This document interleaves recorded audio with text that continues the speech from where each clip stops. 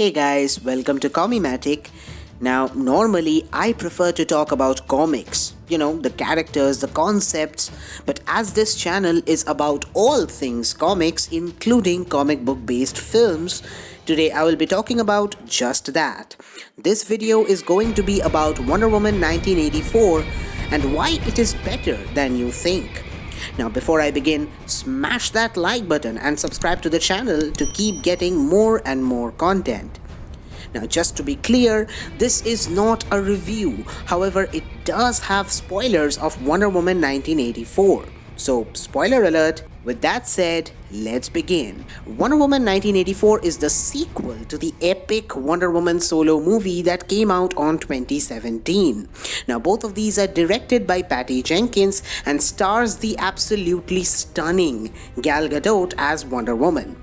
Now, when I talk about Wonder Woman, I see two different things, two aspects of the same character, as does many comic book fans.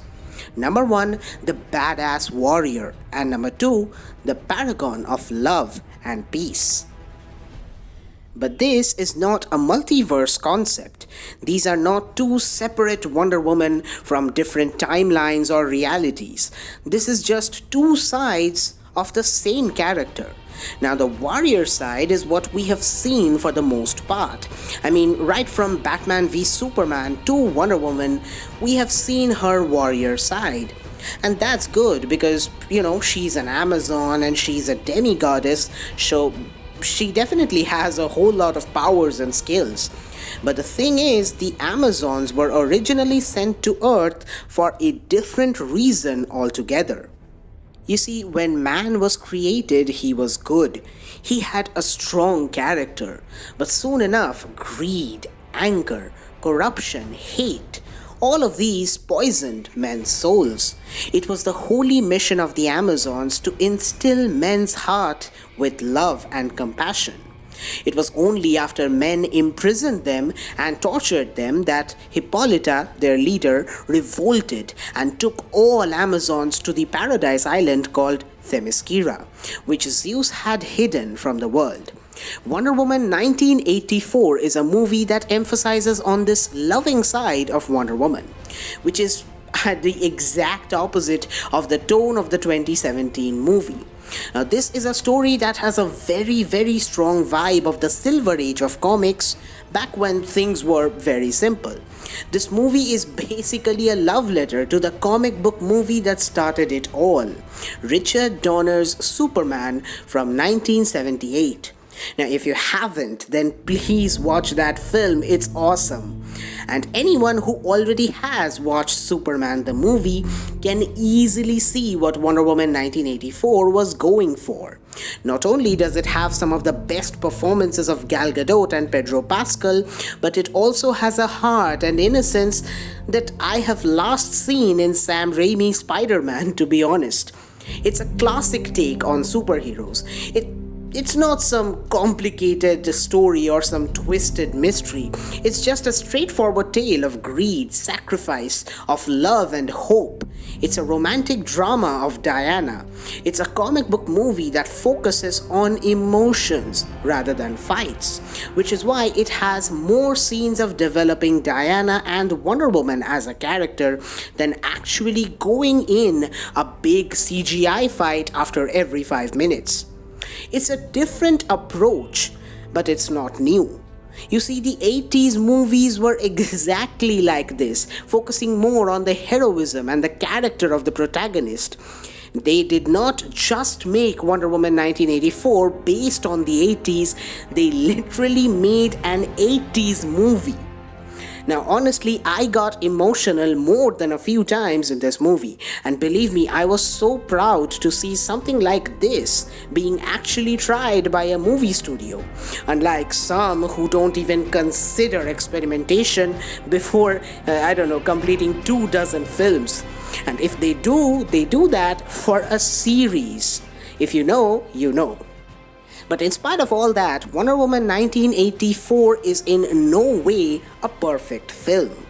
It has many problems. My first issue is definitely with the story.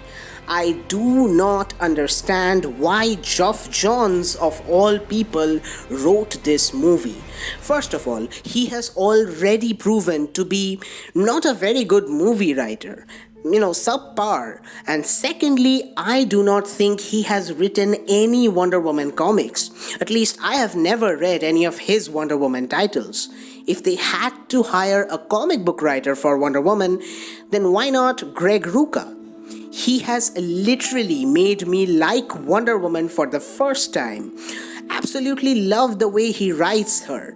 Then there is also George Perez, who I think is a very good Wonder Woman writer, particularly with all the Greek mythology stuff. The story of this movie is revolving around an artifact, the Dreamstone, which grants you wishes, but it also takes something away from you, kind of like the monkey's paw.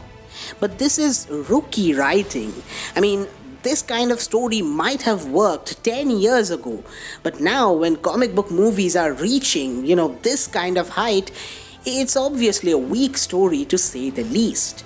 Personally, I would have liked to see people being affected by the actual trickster god, Tezcatlipoca. Maybe, and this is just what I think, they could have shown that Tezcatlipoca came down to Earth and he was the master manipulator who caused the collapse of the Mayan civilization or even the Romans. They could have shown that he manipulated people into using the stone, that causing chaos. They could have made this version of Maxwell Lord an apostle of Tezcatlipoca who is actually working under his influence.